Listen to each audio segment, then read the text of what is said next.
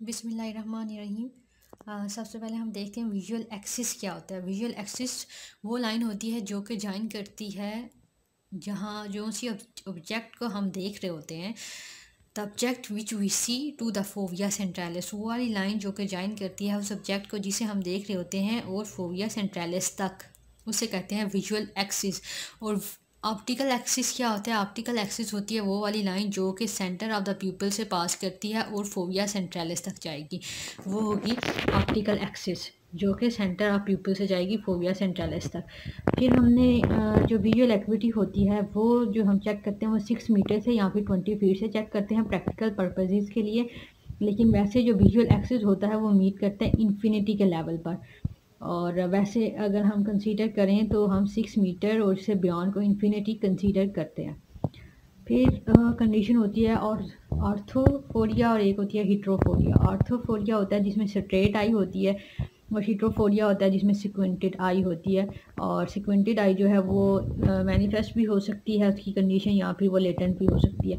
तो अगर कोई सिक्वेंट का पेशेंट आता है तो सबसे पहले हमने विजुअल एक्टिविटी ही चेक करनी है, because the I is the organ of vision. और एक होती है प्लास्टिक विजन।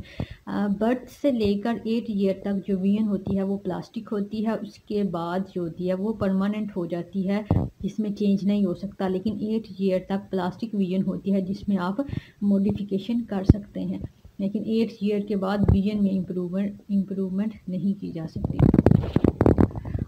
उसके बाद अगर ये देखना होता है ट्रीटमेंट में, अगर किसी को ठीक नज़र आता है तो उसकी ट्रीटमेंट डिफरेंट होगी, और अगर किसी को ठीक नज़र नहीं आता, अगर विजन में प्रॉब्लम है तो डिफरेंट ट्रीटमेंट होगी।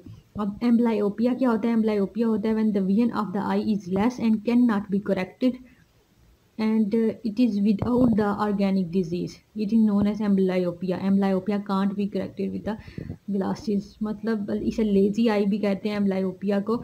और इसमें विजन आई की कम हो जाती है। और टाइप्स ऑफ एम्ब्लायोपिया 3 हैं, जैसे कि एन आइसोमेट्रोपिक एम्ब्लायोपिया, स्ट्रेबिस्मिक एम्ब्लायोपिया और सेंसरी एम्ब्लायोपिया। जो एन आइसोमेट्रोपिक एम्ब्लायोपिया है इसमें रिफ्रैक्टिव एरर डिफरेंट होता है, जिसका रिफ्रैक्टिव एरर आई का ज़्यादा होता है, रिफ्रैक्टिव एरर ज़्यादा होता है, उसमें सीक्वेंस ज़्यादा होगा और दूसरी बेहतर होगी उसकी निस्बत। और इस तरह स्ट्रेबिस्मिक एम्ब्लायोपिया जो है इसमें जो डेविएटेड आई होगी उसमें विजन कम होगी, और जो दूसरी होगी उसमें जो नॉर्मल होंगी और डेविएटेड होंगी दोनों एक दूसरे के साथ कम्पीट करेंगी, और विजन नॉर्मल में ज़्यादा होगी, डेविएटेड में विजन कम होगी। फिर होता है सेंसरी एम्ब्लायोपिया। सेंसरी एम्ब्लायोपिया में due to opacity of the cornea की वजह से जो है विजन नहीं होती और लाइट जो है फोविया सेंट्रैलिस तक नहीं पहुंच पाती, कार्निया की ओपेसिटी हो गई होती है। तो 3 तरह की टाइप्स हैं, anisometropic amblyopia, strabismic amblyopia and sensory amblyopia. फिर एन आइसोमेट्रोपिक एम्ब्लायोपिया है जिसमें रिफ्रैक्टिव एरर है, उसमें हम ग्लासेस देकर इम्प्रूव करने की कोशिश करते हैं विजन को। और स्ट्रेबिस्मिक एम्ब्लायोपिया जो है वो मोस्टली जो उसके लिए ऑप्टिमम एज है वो 18 मंथ होती है सर्जरी के लिए। और सेंसरी एम्ब्लायोपिया के लिए first and second week of birth में जो है वो करते हैं हम ट्रीटमेंट। और ट्रीटमेंट जो है 8 ईयर से पहले हो तो इम्प्रूवमेंट हो सकती है विजन में, नहीं तो नहीं उसके बाद से 8 ईयर के बाद से विजन में इम्प्रूवमेंट नहीं होगी, सिर्फ कॉस्मेटिक इम्प्रूवमेंट, कॉस्मेटिक रीजन की वजह से इम्प्रूवमेंट की जा सकती है। उसके बाद हमने पहले विजुअल एक्टिविटी चेक कर ली, उसके बाद हम डेविएशन चेक करेंगे कि डेविएशन मैनिफेस्ट है या लेटेंट है। अगर मैनिफेस्ट हो यानी कि सामने नज़र आ रही हो तो उसे ट्रोपिया कहते हैं, और अगर लेटेंट हो तो उसे फोरिया कहते हैं। ठीक है, मैनिफेस्ट ट्रोपिया होती है और लेटेंट होता है फोरिया। और मैनिफेस्ट सीक्वेंट के लिए हम कवर टेस्ट करते हैं, कवर करते हैं एक आई को। और जो होता है लेटेंट के लिए हम करते हैं अनकवर टेस्ट, और मैनिफेस्ट के लिए हम कवर टेस्ट करते हैं। इस तरह डिफरेंट कंडीशन होती है, एक्सोट्रोपिया, इसोट्रोपिया, हाइपरट्रोपिया, हाइपोट्रोपिया। एक्सोट्रोपिया का मतलब होता है कि आई जो है वो टेम्पोरल साइड की तरफ डेविएट कर रही है, यानी कि लैटरल साइड पे, बाही की तरफ। और ईजोट्रोपिया का मतलब है कि नेज़ल साइड पे, नोज़ की तरफ, मीडियल साइड पे आई डेविएट कर रही है, तो ईजोट्रोपिया होता है। और हाइपरट्रोपिया होता है ऊपर की तरफ आई गई हो, डेविएट हुई हो। और हाइपोट्रोपिया का मतलब होता है नीचे की तरफ डेविएट हुई हो आई। फिर उसके बाद अनकवर टेस्ट हमने कहा था कि लेटेंट सीक्वेंट के लिए किया जाता है, और लेटेंट सीक्वेंट के लिए वर्ड यूज़ होता है फोरिया, और मैनिफेस्ट सीक्वेंट के लिए यूज़ होता है ट्रोपिया। और इसके अलावा ये अनकवर टेस्ट जो है वो लेटेंट सीक्वेंट के लिए किया जाता है, जो कि मैनिफेस्ट नहीं होता। फिर हर्शबर्ग टेस्ट भी किया जाता है जिसमें कॉर्नियर लाइट रिफ्लेक्स चेक होता है कि कॉर्निया के ऊपर सेंटर में उस पर लाइट पड़ी होती है, तो वो हर्शबर्ग टेस्ट किया जाता है। और अगर लाइट रिफ्लेक्स मतलब ये है कि बिलो है तो आई जो है डेविएट हुई होगी अबव, मतलब अपोजिट साइड पे आई जो है वो डेविएट हुई होगी।